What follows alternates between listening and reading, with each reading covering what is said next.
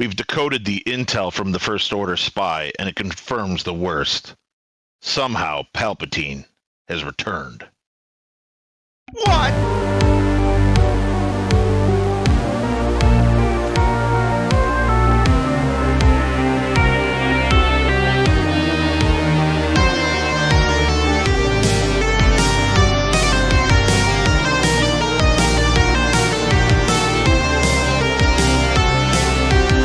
This episode, let's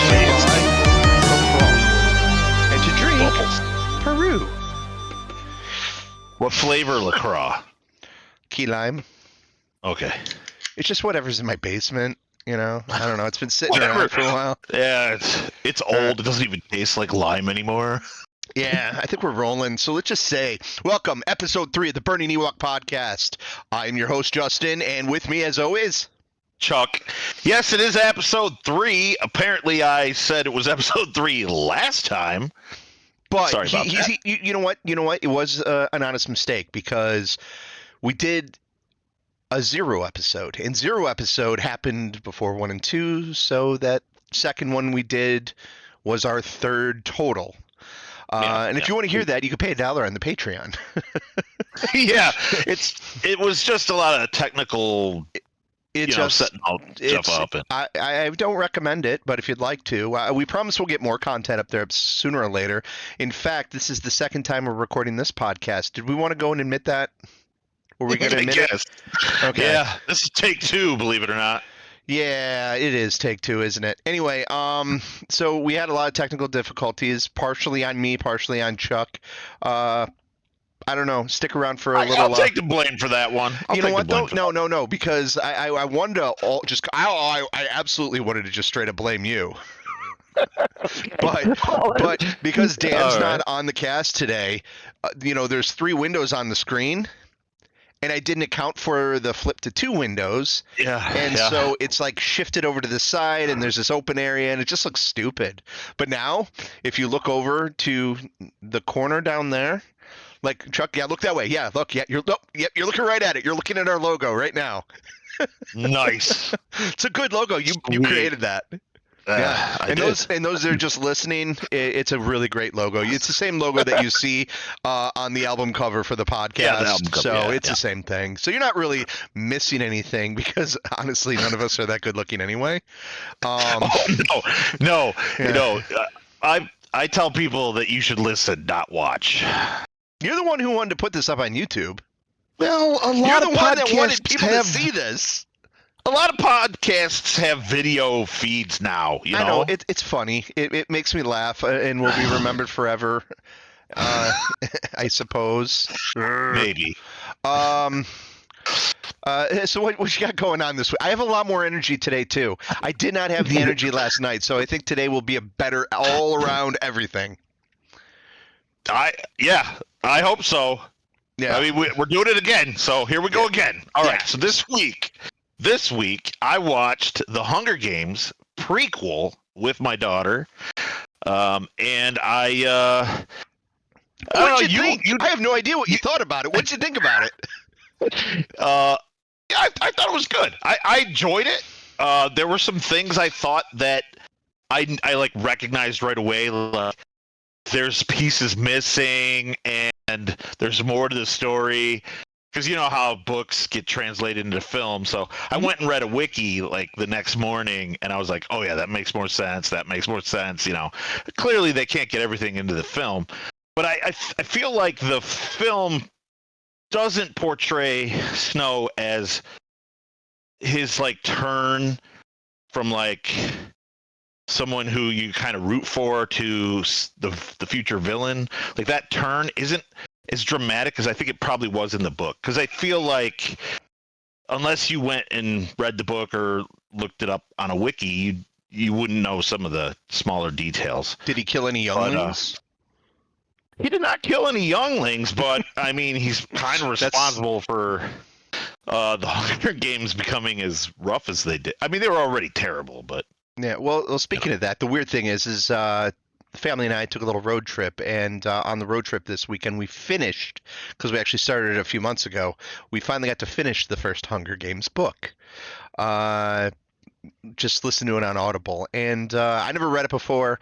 I never even watched all the movies. I saw the first two complete, and then the third one's broken into two. I only watched the first one, so I didn't see. I have no idea how it ends. For all I know, Katniss gets eaten by a rabid squirrel. I have no idea how it ends. Jeez. Does it? Did I guess it? You nailed it. You nailed it. Yes. Okay. God, that would have been a better ending. No, Okay. I think I actually really liked. I'll probably I don't go like through. Katniss. Yeah, I don't like Katniss as a character. She's kind of wishy-washy, and she's kind of like, I don't know. She's not a very interesting character. I can't even remember it. But the events and the whole world building that they did and everything, Mhm. I thought it was pretty cool. I really liked it. So. Okay. Well, it was read by Tatiana Maslany, aka Orphan Black, and She-Hulk. And she's really good at doing a lot of different voices. And I don't know. Awesome. I didn't feel that Katniss was that bad in the book, at least. So I don't know if I'm even going to continue on with the series. Whatever. Yeah, that's enough Hunger Games. Do we want to talk about it anymore? Anything else? Well, just some decisions made in that prequel that I thought, if they would have just filmed it a little different, or if they would have just taken 30 more seconds, I think it would have added to it. I think it would have added a little bit more to it, and I don't think the movie was bad though. So, I mean, I wasn't the one editing it, so. But anyway, that's just my. But I feel like if you're a fan of the Hunger Games, you'll like it because I heard it was actually I think it's better. really done it might well. be better. Okay. Yeah, it might be better, just because I think the characters are more interesting. But that's my opinion. I know a lot of people love Katniss. I never really did. It's like your opinion, man. Yeah. Anyway, okay. So while we were in Galena, we decided to hit Cedar Rapids, and we also hit Dubuque. Did some disc golfing, crazy disc golfing in Dubuque. What a great course! It's awesome up there. It was like cliffs and Super rivers hilly. and super hilly. It was a workout, and it just rained, so 3 out of the 4 of us slipped and fell at some point on leaves and everything. It was great. Yeah, got full of mud. Of course, the kids didn't have another change of shoes, so smart. Did you lose any discs? Not one. It was this time of year you don't really lose discs. Yeah. So yeah. But along the way, one of the things we also did was hunted down board game stores and card stores. And we were on a search for Star Wars Unlimited cards. And dude, they were sold out everywhere. Because I totally got my kids hooked on these cards now, especially my older one. We're building decks right now. He's got a Krennic deck that is just killing me. And also, what's the other one he built? He built an Andor deck. And it just, my Luke deck and my Hera deck are just not touching. But we didn't find any cards until Rockford. Rockford, for whatever reason, the bug didn't get bit. So on the way home, we stopped at Rockford, and they had some boxes, so we got some. And that's cool. Tore them up, and I didn't get a Darth Vader. That's the one card I was missing. I was missing it. But I went disc golfing today with my older one, Will, and who was the one who does the music for this fine podcast you're listening to. And he really wanted to go to the Woodstock store, go check out the card store. I'll give him a shout out. Griffo Nest Games in Woodstock. It's a great little game store. Not really that little. It's good sized. And we got there and they still have packs. So we bought 4 packs, and I gave him 4 packs, and I said, you pick 2, I take 2. So he gave me the ones that both had Princess Leia on them. And he took the one with Thrawn and I think Chewbacca. And because of his sexism, this is what I told him. This is why you didn't get the Darth Vader out of the Princess Leia pack I pulled today. I pulled the Darth Vader. So, and he was just really bummed. I'm like, yep, that's what you get for being sexist. You gotta treat the women right, man. I'm surprised. I'm really surprised. I ripped through like 50 packs and I never got one, and just happened to go today. Just had a feeling, and so that worked out. Not for him, but I paid for all 4 packs anyway, so it doesn't matter. Sure. I would have been pissed if he got it. Man, the the fun of opening up one of those packs and going through the cards and finding that one. Oh man, it's a dopamine hit like you wouldn't believe. Yeah.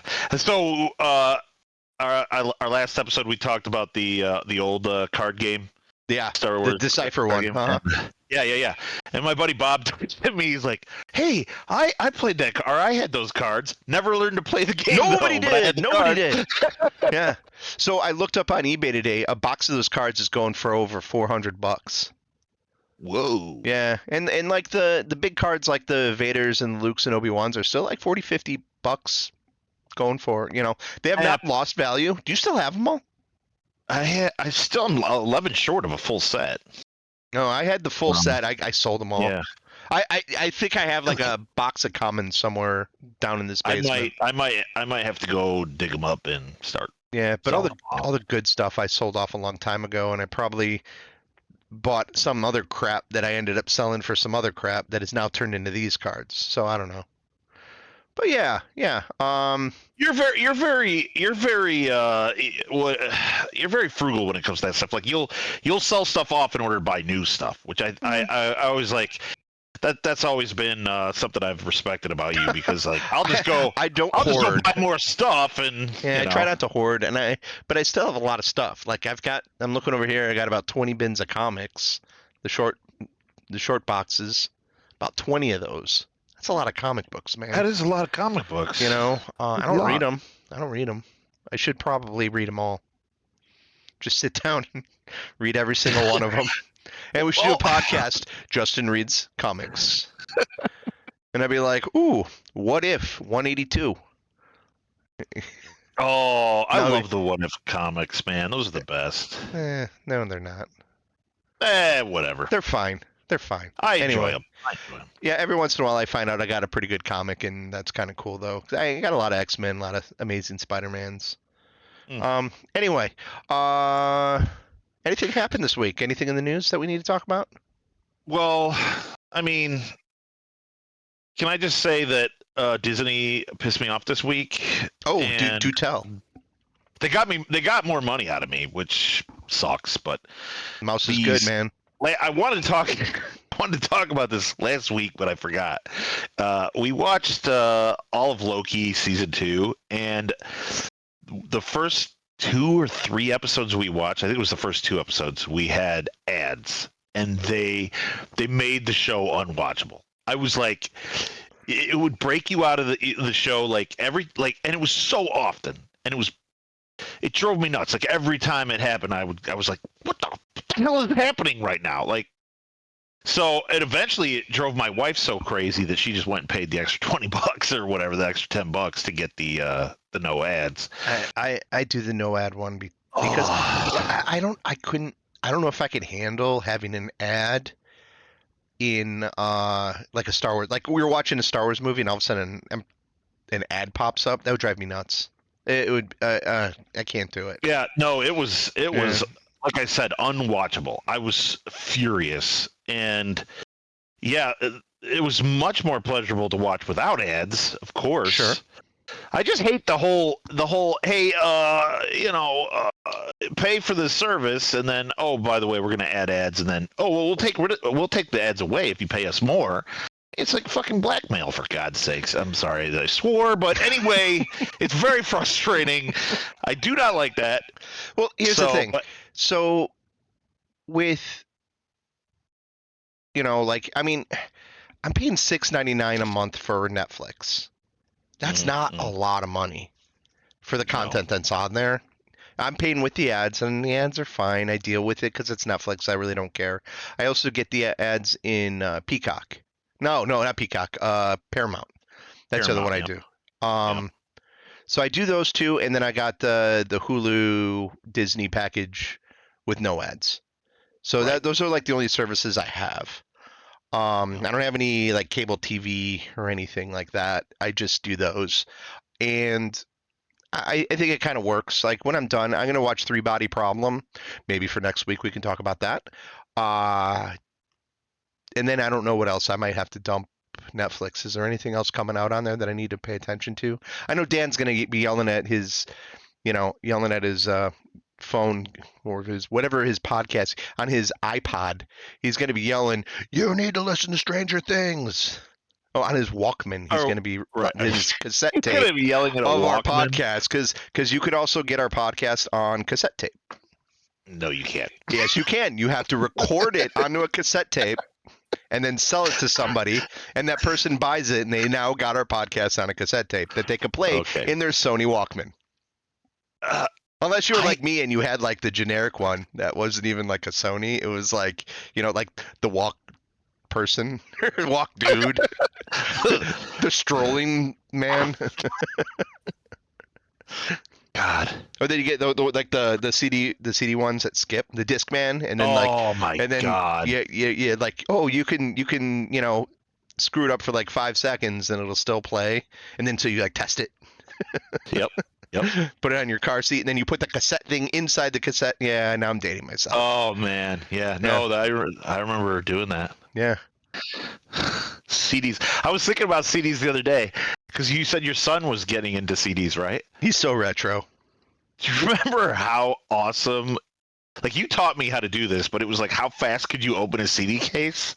You used to go like, how fast could you open a CD case? I did that at work one time. We were doing the first job I got out of college. We were setting up a whole bunch of computers, and we were like, all right, let's see who can open a CD case faster. And I was the fastest. And they're like, would you work at a record store or something? I'm like, no, I just bought a lot of CDs. So did you do the thing where you pop it from the bottom, flip it up, and then, because they had that seal on the top of it so you pop the hinge on the bottom left, flip it over, and then there you go, done. Mm-hmm. Enjoy. Oh yeah. Yeah, it was awesome. Yeah. And I was just thinking about that. When your son buys CDs, he gets them used, probably, right? Yeah, so it's all at half price books or whatever. They're probably not cellophane wrapped or anything, right? No, none of them. Oh, that's a bummer. Yeah. It's one of those dopamine hits, like, oh, I can't wait to look at the album art and all that stuff. Yep. Sit on my bed, listen to the album on my stereo, and not on a small device with crappy sound that would fit in my pocket. And have big booming speakers, look at the art, and then it's like also like getting new electronics. When you get new electronics and you get that ozone smell coming out of the box with the styrofoam. Whew, baby. Yeah, that's the stuff. Yeah, it's so good. Anyway, so Disney, they gotcha. They gotcha. They did. And they got me. They got me too. I've always been a fan of Disney. I mean, I don't know. You can find things to complain about with Disney, and you could find things to complain about with everybody and everything. Oh, yeah. I get it. Disney's not perfect. Their theme parks are pretty freaking cool. They put out some good movies throughout history, and now they happen to own the 2 biggest IPs in the universe. Also, on top of that, they kind of run the world when it comes to entertainment. What was it? 2 years ago, they had $10 billion films in 1 year. That was amazing. Mm-hmm. It was incredible. And I don't know. I haven't seen every Marvel movie, but I really feel like they did a hell of a job with Marvel. A really good job. Okay, so which Marvel movies are you missing? Let's discuss this because you probably need to watch some. I haven't seen the Eternals. Okay, the Eternals you need to watch. And then it's a good film. It's very different tonally than the rest of them. I like it. I like it a lot because I think it's really well done, and I think it gets better the more you watch it. See, and that's the thing. Like, they can't all be the same movie. You know what I mean? Like, it's not going to be a Captain America or an Iron Man. It's going to be a totally different film. Which is, if you look at what was it? There was that show on Disney Plus, the Moon Knight, was it? No, wait. Yeah, with Oscar Isaac. Yeah. Yeah. Mm-hmm. That was awesome. That show. Mm-hmm. That's a great show. That's my kids.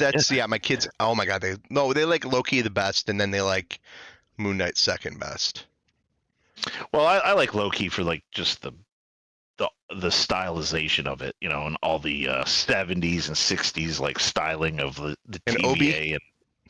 Obi was awesome. It was an amazing character for the second season. So yeah. awesome. Um, And I really loved. And now I don't know. I think there's issues with the actor himself, but the guy, the guy that played the man at the end of time or whatever. yeah. Oh yeah. Did you watch Ant-Man 3? I did not watch Ant-Man 3. Okay. All right. Well, he's Kang the Conqueror. Right. Okay. Right. I so knew Kang that. the Conqueror. Well. Okay. Anyway. Yeah. Yeah. He's been booted from Marvel. He's no longer. They were going to make a King movie. Where he is the big baddie in it, and I don't know what they're going to do with it now. But Jonathan Majors, who was phenomenal in the role, I mean, kind of sucks that he's kind of a d-bag, you know. Yeah. Don't really love don't hit your girlfriend, you know. Yeah, no, that's true. Don't hit people. I thought his portrayal of like the stuttering, like, you know, guy from Chicago, you know, I thought for whatever reason I just really liked the way he portrayed that character. Yeah, so that was great. It's kind of a bummer. I'm bummed that he's not part of it anymore, that he couldn't, you know, but whatever. Yeah, they'll move on. Either recast it or change the stories, whatever. I'll figure it out. But maybe they'll let JJ Abrams do one of the movies and he'll be able to we're going to do that today, aren't we? We're going to do it. We're going to do it. Let's do it. Let's talk about JJ.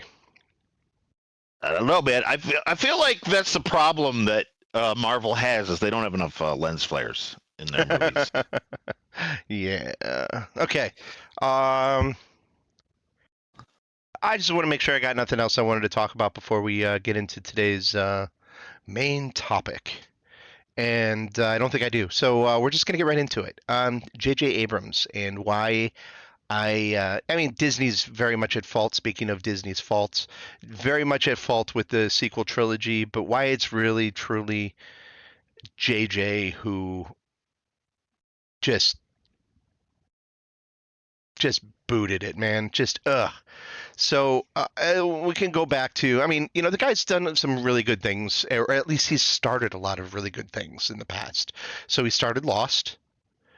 He started that one show with, what's the show with girl who played Elektra and Alias, right? He did Alias.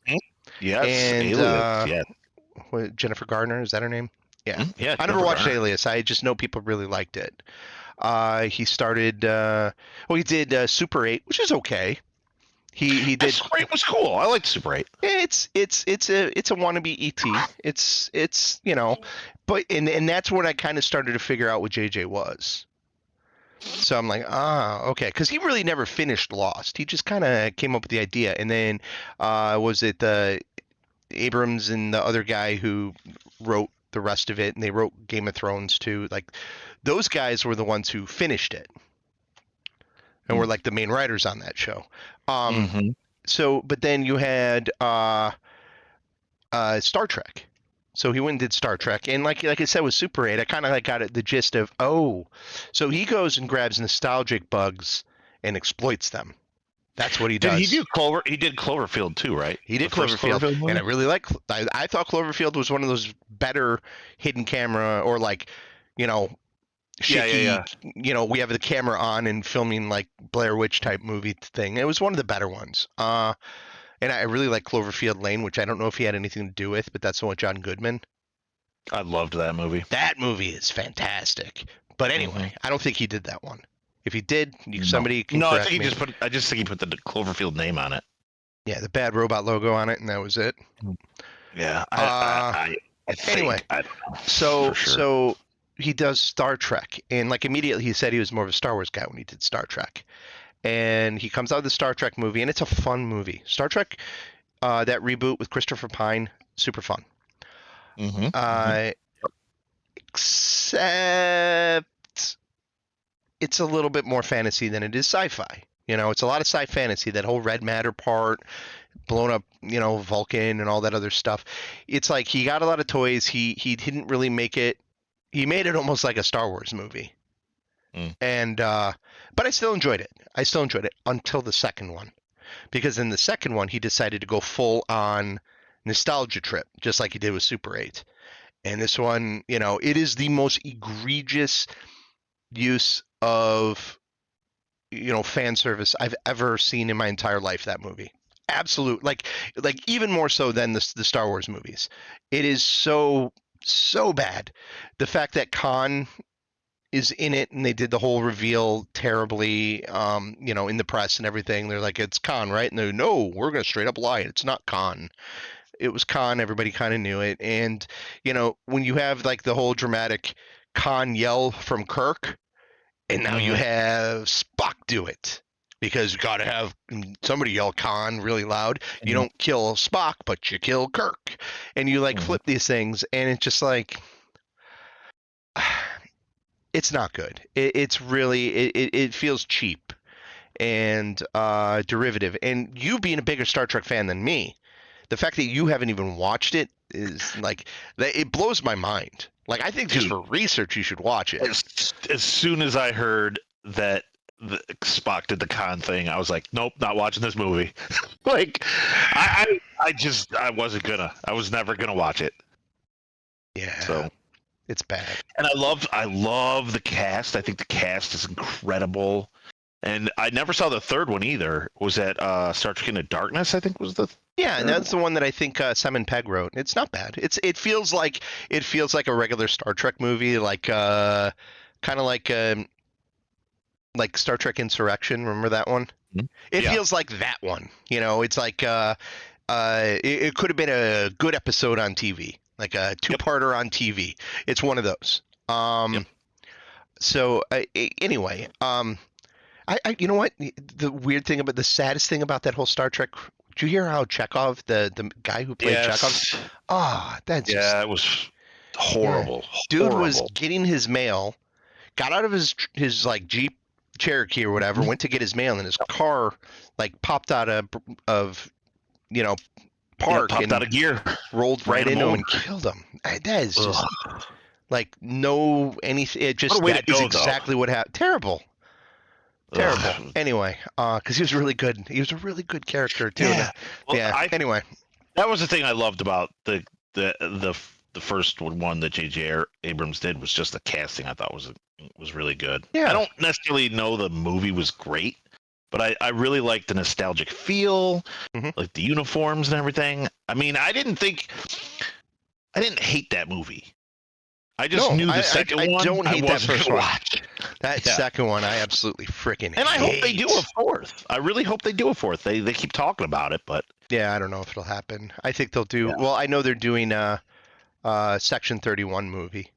I don't know if it's to theaters or not, but that's based in Discovery with Michelle Yeoh's character. Which I would really want to watch that. That'd be fun. Because I think I've already made it clear in these first few episodes that I do enjoy Star Trek Discovery quite a bit. And I'm looking forward to that coming out next month. Anyway, back to the story. So Disney gets the rights from Lucas. And Lucas gives him a treatment of like, hey, this is the outline. I got Carrie Harrison and Mark Hamill on board. Here's make some Star Wars movies. I'm too old to do it. Don't want to do it. Whatever. And Disney gets it, and nobody on the frickin' planet wants to touch it. Nobody. They ask Spielberg. They ask everybody. Nobody wants to touch it because it's toxic, because everybody hates the prequels. Which is crazy, because today everyone loves the prequels. At least if you're like a Zoomer. Like, they love the prequels. It is a meme. It is like, they love the high ground joke. Or like the line, I have the high ground. They love the I hate sand. It's rough. It's coarse. It gets everywhere. They eat that stuff up, and which I think is adorable and fun, and it's good because those movies to me always were a great idea and a better story than the original trilogy as a whole, just executed poorly. And I like that Hayden Christensen has come back in Ahsoka and Obi-Wan, and he's a thing now. He's kind of been forgiven by everybody, and he's adored. And he's been pretty good in those shows that he's been in. And I think a lot of it I'll say is because of the Clone Wars TV show. I think he pulled a lot of that Anakin out and put that into his character also, because that Anakin from the Clone Wars is fantastic. Which is Dave Filoni correcting the wrongs of Star Wars Part 1. So we're going to talk about Part 2 and 3 coming up. So they don't have anybody to do the movies until JJ Abrams finally says yes. And JJ Abrams, who said earlier, hey, I'm a Star Wars guy, not a Star Trek guy. So I'm thinking, all right, let's go. Let's see what this guy does. But to me, it turns out this guy he's probably a rich kid who had all the toys. Like, he had all the toys. He knew about the movies, maybe watched them once, but played with the toys and had all his friends come over and played with the toys and made up their own things and didn't really understand how all the toys worked and what they did. Just that they look cool. And that's how I feel that these movies became. Because the first one is, as we know, and I'm not going to get too much into it because it's a desert planet and there's a Force-sensitive person who's on it that wants to get away and become a pilot. They're a great pilot. And, there's a big planet-sized thing that can destroy other planets that they have to go and hit a weak spot in. And so many different things that are like, there's even they have to rescue the female character out of said battle station. It is so much of a carbon copy because it was safe. And I understand, and I'm not like mad about that. When I saw the movie, I go, okay, it was entertaining, it was fun, I enjoyed it. The crossbar saber thing, whatever. I guess you got to do something cool with the lightsaber, right? And it was just a lot of the sameness, and but it was safe. And okay, now you've built that groundwork, and you're going to pass it off to Rian Johnson, who to me is a great filmmaker. Rian Johnson has done like The Brothers Bloom. I think is one of the most underrated movies of the past 20 years. The one he did before that is this great noir movie. He's done some great stuff. I loved Glass Onion. Have you seen Glass Onion? I've never even heard of Glass Onion. Oh, did you see Knives Out? Have you heard of Knives Out?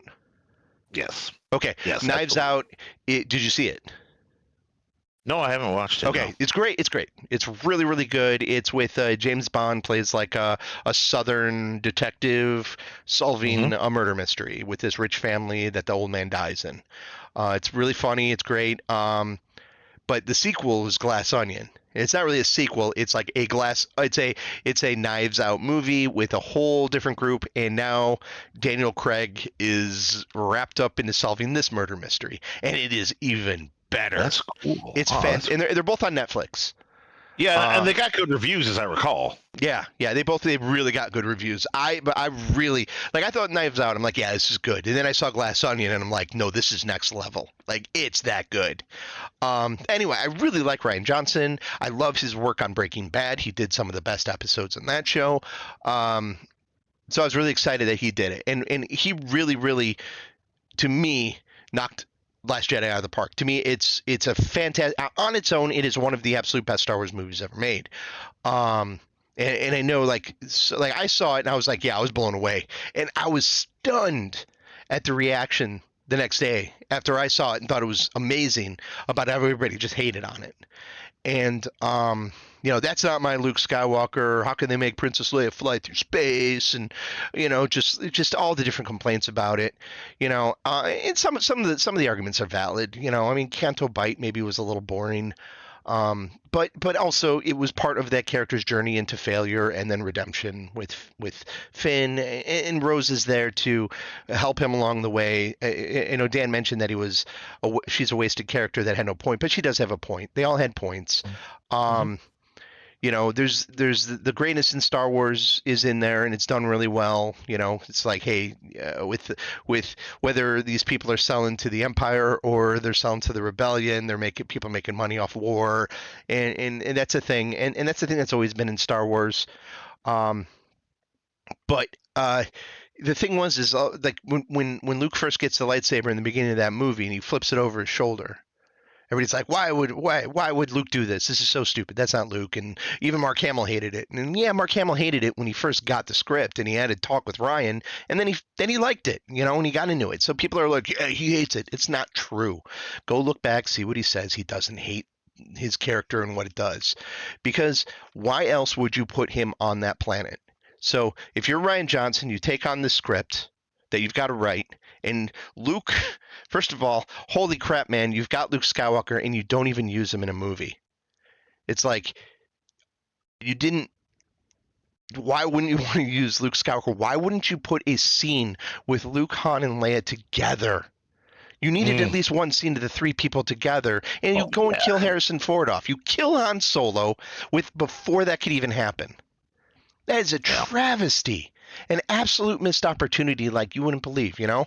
And I'm fine with Han Solo dying. I'm fine the way he died also. But it's like you took Luke away from all of that. And why would Luke be on this planet all by himself? You know, it makes sense that he runs away like the rest of the Jedi do when he fails. Obi-Wan fails. He runs off to Tatooine. Yoda, he's like, yep, we screwed up. I'm going to Dagobah. You know, it's kind of a Jedi thing.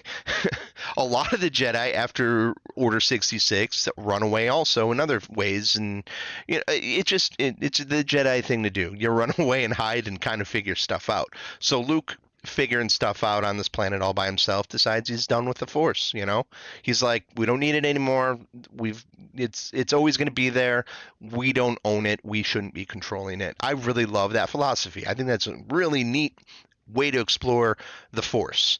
It really and it goes into like these other levels that you always talk about like the connections of all life binding and everything, and it digs into that, and it just felt so natural to go to those places. And I love the end of that movie where, you know, he sacrifices himself using the most Jedi cool power ever of projecting himself across a galaxy to buy time for his friends to escape without killing anybody. Because, I mean, remember, Luke Skywalker is the guy who threw the lightsaber away and didn't want to kill his father. And he refused to kill the Emperor. He's like, that's not, like, you know, it is the ultimate in, like, if you take the D&D chart and you have, like, you know, like the chaotic good, like, lawful, it is the ultimate lawful good. And, and and that's what Luke was. And that's what he was at the end of this movie. And he sacrifices himself. That's a Luke thing to do. So I think he took that character from a bad position and made a great thing out of it. Unfortunately, he couldn't do much more with it, you know, based on, you know, the hand that he was dealt. But, you know, and it also goes and said, hey, anybody can be a Jedi. Rey, you're from nobody. And little kid, you can use the Force and grab the broom at the end of it. And immediately in Episode 9, JJ just threw it all away. Immediately threw it all away. You had the rebels on the run, or the resistance on the run. They were down to the Millennium Falcon, needed to regroup. Where's this going to go? And immediately the first thing they do is they show the Millennium Falcon jumping through hyperspace, being chased by TIE fighters, who last I remember weren't able to jump through hyperspace. But, okay, I'm not going to nerd out. Maybe these TIE fighters can.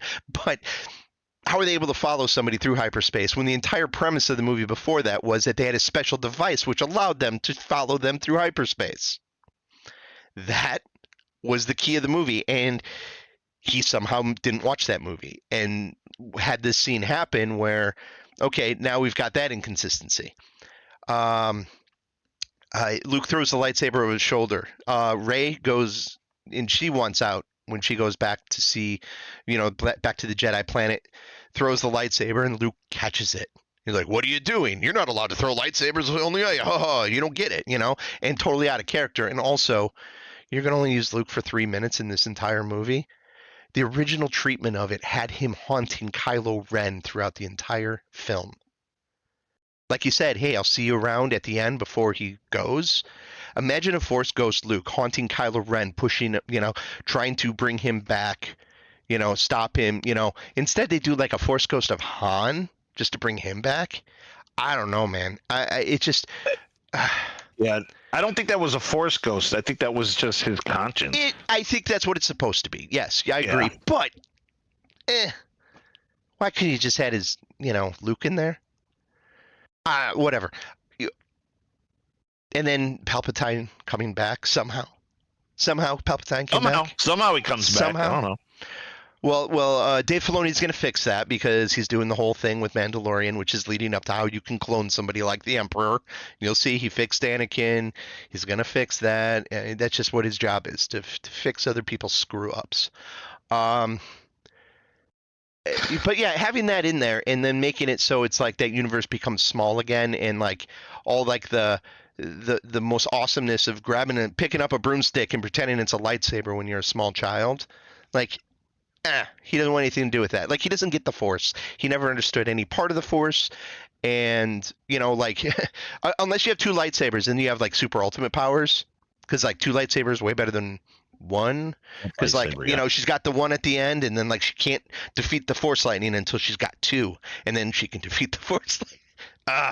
Terrible. It's a terrible movie on so many different things. And then on top of it, the cherry on top of the badness of that movie is giving Chewie the medal. Like, and okay, I did mention earlier that the most fan servicey thing was that Wrath of Khan movie he did, but giving Chewie the medal thing might have been the absolute most, probably. Like, because if you remember the end of episode 4, everybody gets a medal but Chewie. Yeah. And it was always like a running joke. And it's just like, to throw that in there is just like, it doesn't make any sense. Oh, but Chewie finally got his medal. Don't take that away from Chewie. It didn't need to be done in any way, shape, or form. And I know other people are going to listen to this and be like, oh my God, they're just movies. Just why are you taking them so seriously? It's like, because we have a freaking podcast called Burning Ewok. It's what we do. It's like, this is what we're talking about. And I like talking about these things. And is it that serious? No. Like, I don't wish any harm on JJ Abrams, except for maybe, I don't know, third-degree burns all over his body. No, I'm joking. No, nothing like that. No, I'm joking. No. I wish him all the best. I hope he never touches Star Wars again. But maybe he'll make another great movie, and I'll enjoy it. Whatever, just stay away from matches. I did walk out of that movie thinking, what was that? That was horrible. I've never watched it again. I only saw it the one time. There's like no explanation how the Emperor shows up or how he comes back or any of that. And in the second movie, which I agree with you, I thought was phenomenal. And there was so much potential for where it could go, and then it like you said, ignored completely. Yeah. My favorite thing was that she was nobody. That was she was just, that was like the best part. Yeah. Whatever. Yeah, it made me kind of sad. That was the only time I was like walked out of a Star Wars movie mad. I enjoyed every single other Star Wars movie before that. Yeah. Like, I enjoyed Episode 1. Yeah, Jar Jar annoying, whatever. I enjoyed so much of it. Before that movie, I always thought Episode 2 was the weakest of all of them. But yeah, no, it's a masterpiece compared to that one. I mean, but again, like JJ Abrams, he visually the movie looks good. They look good, Oh yeah. Oh yeah, there was some cool stuff in there. I mean, the sad thing is that you originally sold this storyline to the actors, like Kylo Ren was going to be this reverse Darth Vader, where he starts off, I'm playing with the dark side, but I'm not quite 100% there yet. And then by the third movie, he was supposed to be this evil bad guy. Like, that's what he was supposed to be. And then, I think we all wanted him to be a good guy because he was so cool. He was like, I don't know, I really liked his character a lot in those movies. But... yeah, having him turn evil would have been so much better. Because, again, there's that throne room scene. Oh, let's talk about that. Another thing that really bothers me about 8 to 9, you kill off Snoke in that throne room, that great throne room fight scene. That was awesome. It's a great, it looks amazing. It's so cool. Seeing the two of them fight together after they kill Snoke. So it's like, great, you don't have an Emperor in a throne room anymore. Because Snoke, again, is just like a carbon copy of the Emperor. Mm-hmm. And it's just like, he's just a dude sits on a throne, got a lot of powers, blah, blah, blah. Well, they kill him off, like, in the most abrupt way possible. You expect he's going to be the big baddie. No. Kill him. Done. Okay, that's a great twist. Wonderful. Now Kylo Ren can go and take that throne and be the big baddie. But JJ Abrams, no, we can't do that. I really like dudes in throne rooms. So we're going to bring back the Emperor because I don't know what else to do. And I'm afraid that people are going to get mad if we make Kylo Ren a bad guy. Also, Rose, Tico, we're just going to sideline you completely because we're going to be total wimps about it. And now we're going to make Finn probably force sensitive. I don't know. He's got to, whatever. Yeah. Yeah. No. What happened to Finn in that movie? Like, yeah, he yells the whole movie. It's him yelling "Ray, Ray, Ray" for like the entire. He's got like how many different words did you say? 3. I'm Finn and Ray. Doesn't the first movie start with him like his story? Yeah. Where how he watches the stormtroopers obliterate this town, and he's like, I don't want to be any part of this. He gets out of it, and then he kind of runs away and sort of becomes more heroic. And then in the second movie, he's still kind of running away. And his entire arc is, no, I truly do want to join the rebellion. Yeah. To the point where he wants to sacrifice himself and that's a kind of a goofy little scene where he tries to kill himself to save everybody, and Rose stops him. And they have a good relationship. I think the relationship is earned and well done. And then it's just disintegrated into the next movie. And she's sidelined, and Finn is just running after Ray, yelling Ray. Watch it. It happens more than you'd ever imagine. It's unreal. Yeah, that movie is trash. Yeah. I like how they gave the Emperor an armature, so he couldn't walk around or anything. What the. I don't even understand that. Where do those dudes come from? There's galleries of people around, and and they just they live on this planet. It's just the lightning planet. The lightning planet. Yeah. I don't know. No crops. What do they eat? Yeah. The other thing I want to, people maybe. Probably they just eat each other. Yeah. But my question is in those movies there was what was it? Shit, now I forgot what I was going to say. Riveting podcast, everybody. Yeah, if we had some Jeopardy music playing while you thought of it, and you come with your answer and you could show us. It probably wasn't important. No.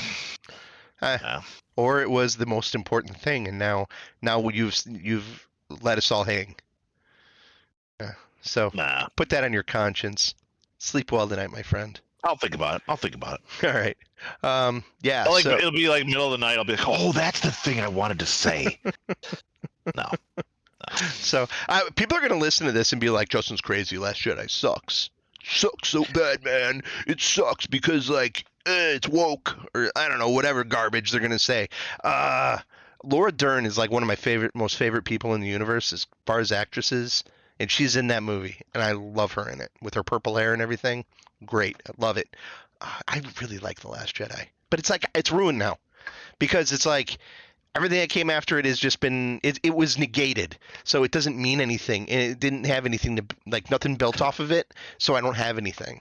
I have to go to, thank goodness, The Mandalorian came around. Because again, Dave Filoni and Jon Favreau with this one save broken things in Star Wars, because I think The Mandalorian's fantastic too. I'm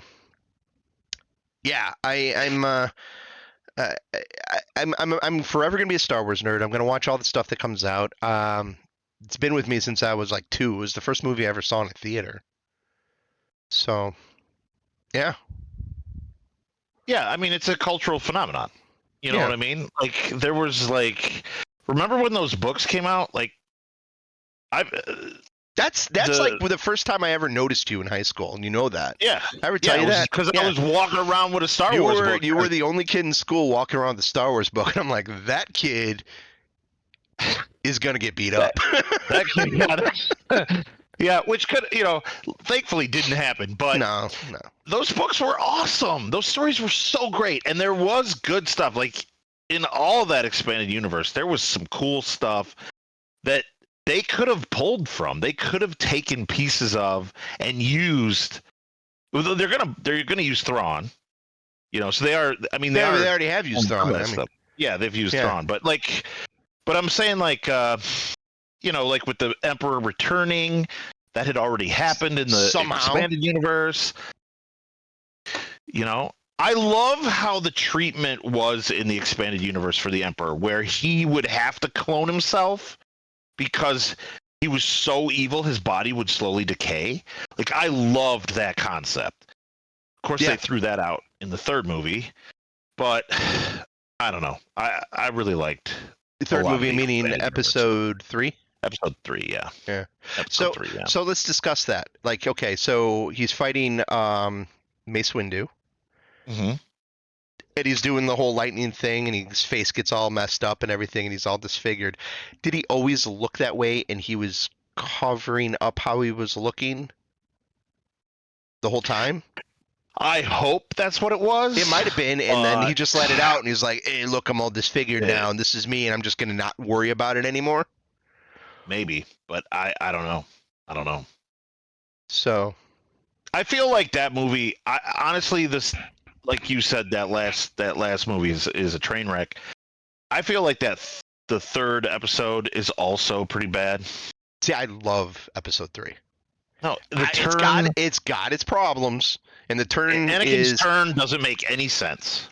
Now, if you watch the Clone Wars, it's much better. I'm sure it is. So I'm sure it maybe that's something. If you got something like if you got no life for like 7+ seasons of a kids cartoon, yeah, rock on. So originally, when that came out, it was very it was a very stylized cartoon. Kind of reminded me of the real Ghostbusters. Kind of like it wasn't exactly the characters, but no. Most of them were pretty close, and then you had Egon with the egg roll on top of his head. The egg roll on his head. But yeah, you're right. You're right about that. Yeah, he didn't look anything like Abrams. No, I never watched those. I never watched the Clone Wars stuff, and First season's a little rough. First season's a little rough for about halfway through it. It starts getting its footing about season 2, like a lot of shows. I mean, we talk about it, because they had that Clone Wars movie, which is like the first 4 episodes. They smooshed them together and released it as a movie in theaters, and that was my first introduction. And it's not stepping off on your best foot, or I don't know if I said that right, but it's not putting your best foot forward. It's a little rough and a little weird and a little problematic, and like the early design of Ahsoka is not great. And animation is that way though, because you're building a set of you're building up all your entities for Oh yeah, I mean if you watch any of the Bad Batch episodes now, that's the stuff that it's built to. Because like there's characters from the Clone Wars that end up in the Bad Batch, and the animation is stellar, like absolutely stellar. Especially when it's just like the ships and the space battles and all that stuff. It is next level great. Did you watch Rebels even? No. Okay. I haven't watched any of the animated stuff. No. Okay. Yeah. So I would suggest, because you haven't watched Ahsoka yet either. No, I've not. Okay. You can watch Ahsoka on its own without watching Rebels. You can. Yeah. The only Ahsoka I know of was in The Mandalorian. That's the same Ahsoka. No, I know, but I'm just saying. That's the most exposure I've had. Like, okay, so like when you saw that, without having any other context of Ahsoka, what did you think? Because that's really weird. So like for me, I'm like, oh, this is awesome. Because Ahsoka in the Clone Wars, you hate her guts for the first 3 seasons, and by the end of the show, you're like, oh my god, Ahsoka is absolutely the best character on the planet. Like hands down, a better character in that show than Obi-Wan, than Anakin, than any of them. So well developed. And I mean, not to say that Anakin and Obi-Wan are bad, or like even Darth Maul is fantastic in it. Do you know Darth Maul's in there? I don't know if you knew that or not. Yeah, right. Yeah, I did. Yeah. Okay. So for that, you should watch it for. I mean, yeah, it's good stuff. I mean, there's a few Jar Jar episodes you could skip, but like if you could probably find like a good timeline and be like, hey, what episodes can I skip that are just filler kind of garbage and silly little episodes? Just give me the good stuff. There's probably a way to cut that down, and you could skip through a lot of the crap. because there's some crap in there too. Rebels is a lot leaner because it's only like the 4 or 5 seasons. And I watched that when I had COVID, so I didn't watch either of these shows when they were live. Right, when they first came out. So I watched like the first thing that they had streaming for Clone Wars. I don't think it wasn't Disney Plus. It was like it might have been Netflix that had it. Yes. Yeah, it might have been, and that's when I watched Clone Wars. So it was the first time, and I would just like go on a treadmill and watch like 2 episodes, and then every day, and that was like my thing to motivate me to get on that treadmill. Watch 2 episodes, and I like that. I just had the iPad in front of me with the headphones on, and I would just watch them, and I was just like, and sometimes I'd be like, oh, this is good, I'm watching the third, like certain arcs were really, really good, and I mean, it goes into like, you get an episode about the Twi'leks, you get an episode about like the Calamarians, and with all the different planets, they go to all the planets, everything gets explored. That's cool. That's really cool. And so it's really, really well fleshed out. But yeah, you get like Ahsoka's first becoming a Padawan to Anakin, to like where her story arc goes, and then in Rebels, she doesn't appear till like the 2nd or 3rd season, and when she does, it's fantastic, like how they introduce her, and she kind of becomes like kind of crucial to that crew. And but she's got separate thing, like she's in and out, she's not part of the core, but in the movie, in the show Ahsoka, then it kind of brings them all together in a way, sort of, where it's going. You don't have to watch it to enjoy Ahsoka. Like my dad watched it all, and he doesn't want to watch. He's like, I don't watch the cartoons, whatever, He'd watch every once in a while. The boys would be over there, and they'd just throw a show on. They'd put on Rebels or Clone Wars, and he'd sit and watch it with them. He's like, this is good. This is really good. But he's never going to sit down. But he'll watch the live action stuff all day and all night. And he absolutely loved Ahsoka. It's like one of his, like that and Andor, like is like his favorite things in Star Wars right now. And he had no clue who Ahsoka was, except for what you saw in The Mandalorian. Well, I mean, you'd have to live under a rock not to know. Like, she was his Padawan, and Yep. so I mean, I knew like some backstory stuff, but yeah. No, I do need to watch it. I just got to make the time to watch it. Yeah, I hear you. I gotta finish Halo. I'm still in the middle of season 1. I kind of like it. Yeah, it's Halo. It's not terrible. It's got some moments I'm just like they have like the dude. I don't know how much you remember season 1. You watched it a while ago, right? Yeah. So the dude who takes over the Planet Monarch or whatever, is the same dude who's like the evil guy in season 4 of The Expanse, who plays Mercury. Oh, that's the same dude. Yeah. It's like, man, this guy has to play like a Nazi-looking weasel guy like all the time.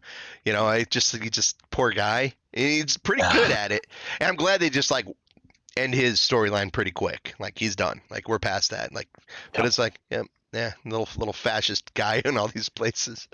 I'm kind of liking that. I finished Only Murders in the Building. I don't know if I mentioned that. I am caught up completely with it, and I freaking cannot wait for another season of that show. And I know they're filming it right now, and I think Zach Galifianakis is going to be in it too.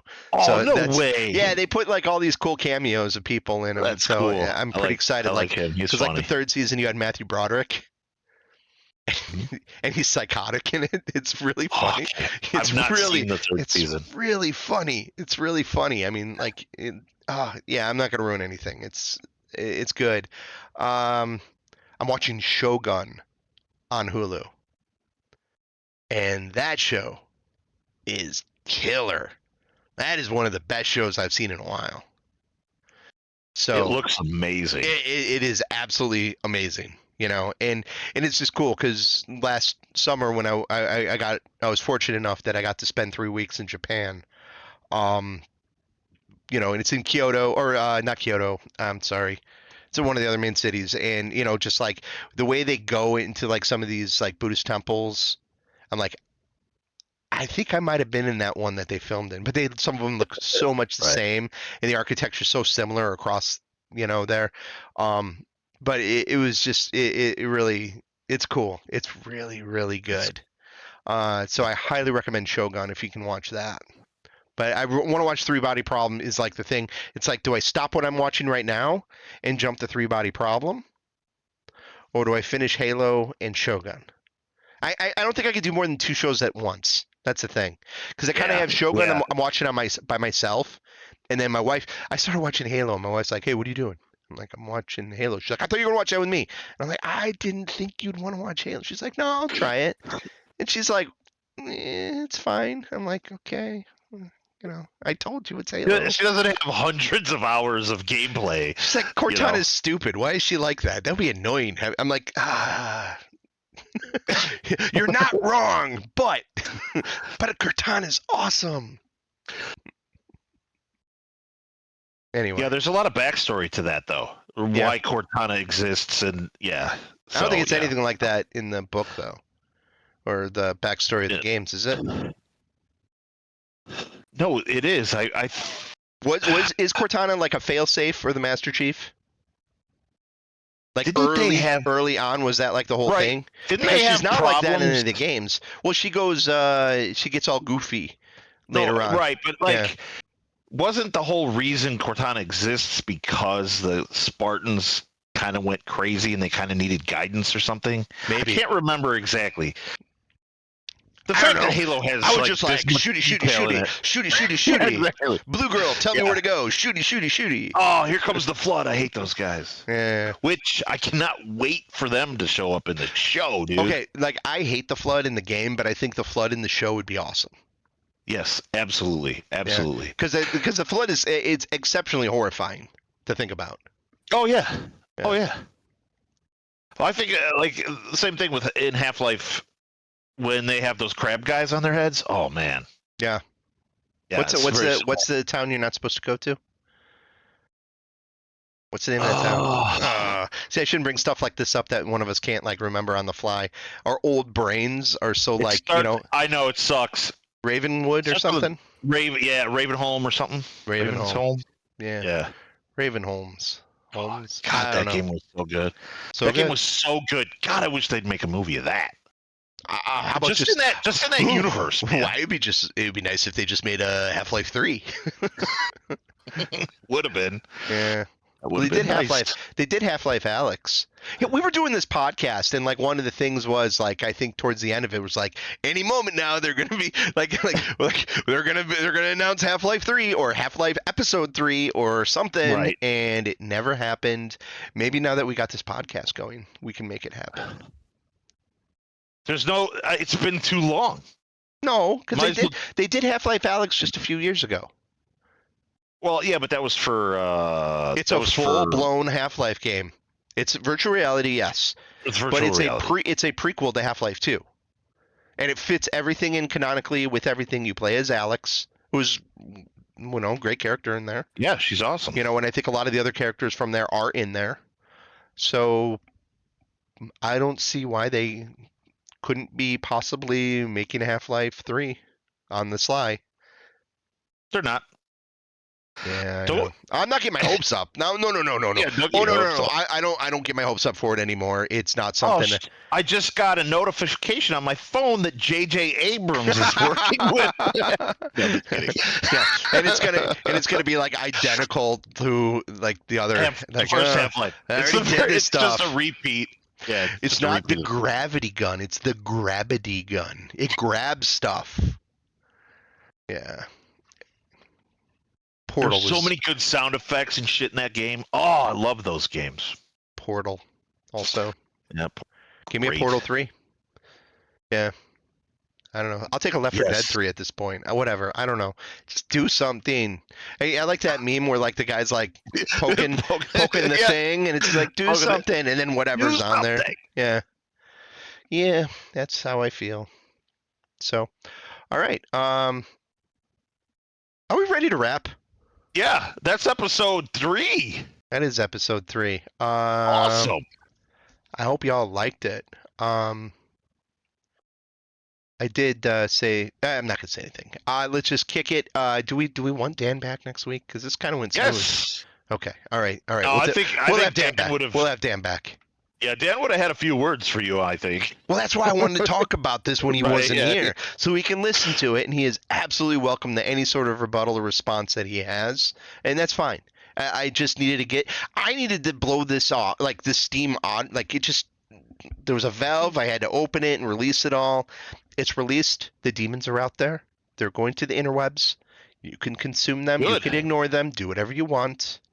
You can hate them. You can love them. I don't care. It's not in me anymore. I probably will now live about 3 years longer.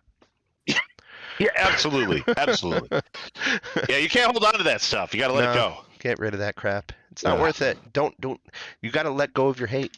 Gotta release it. The thing that's cool, though, that's really cool is that, George Lucas made 3 movies back in like 77, 82. I can't remember what was the other one, like 80, somewhere in there. Released in 77, 80, and 83.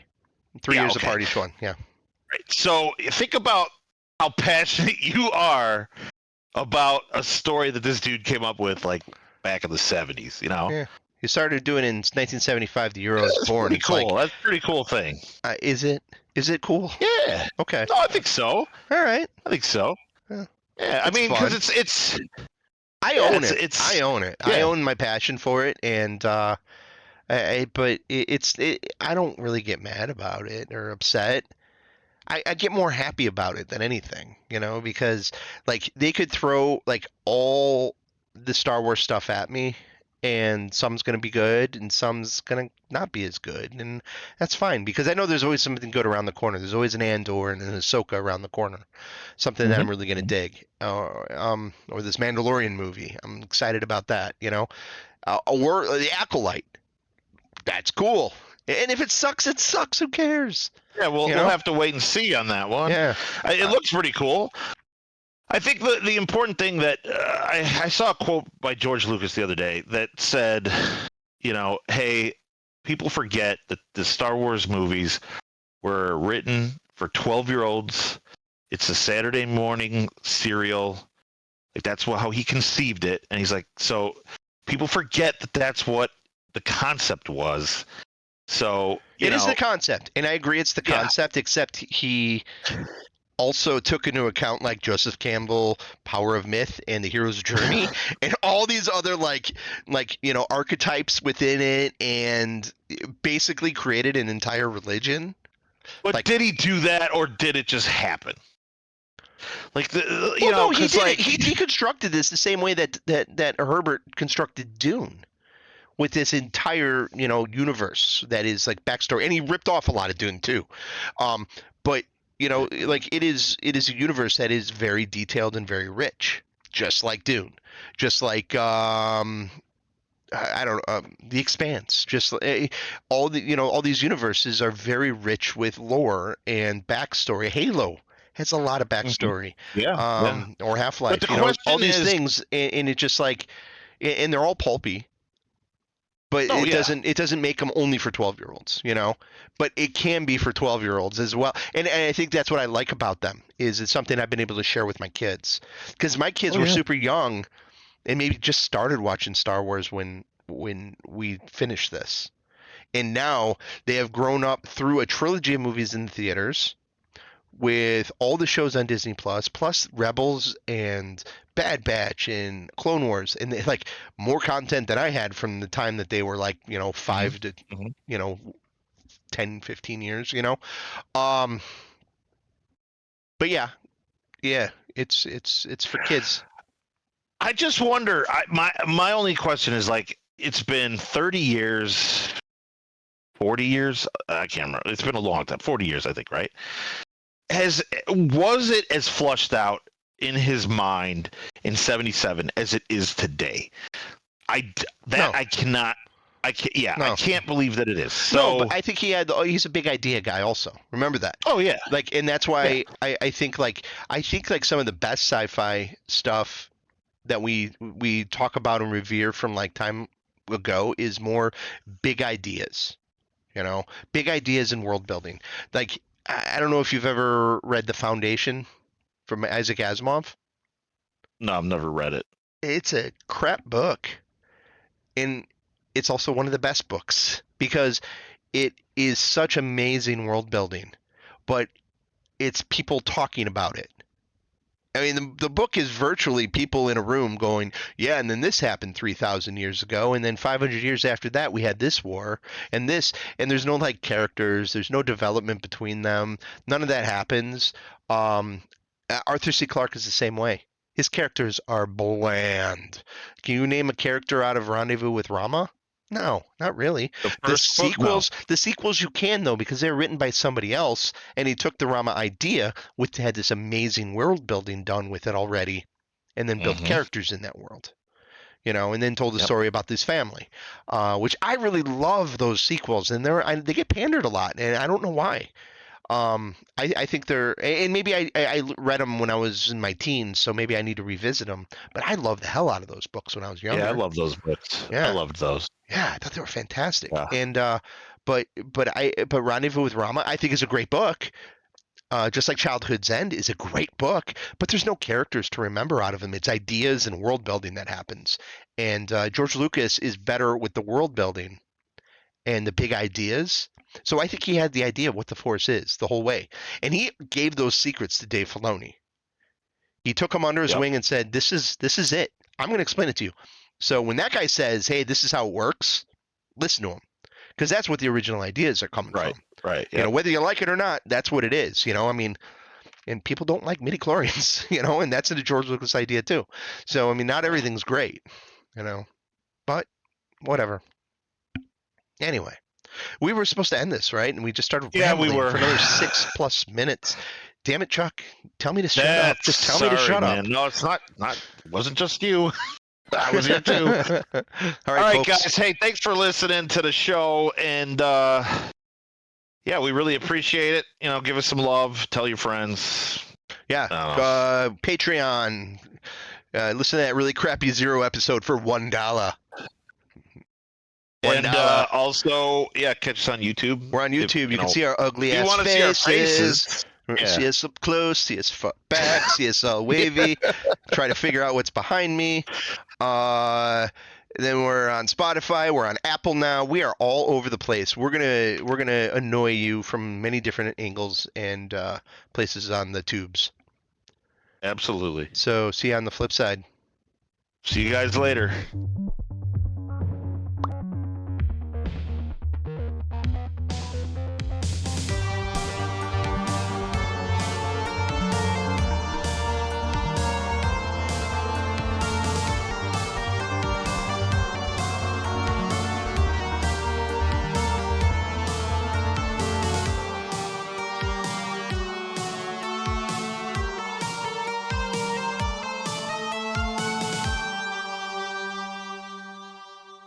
Okay, I feel like I got all my Star Wars stuff out of my system right now that I've had kind of pent up for a while. Yeah. No. Yeah. Yeah, I think so. And you sound like absolute crap today, man. Oh. Yeah, it's not going to be good. So I'm going to apologize right now to our listeners. Hey, does this sound better? Yeah. What did you do? My mic wasn't seated. I got to turn.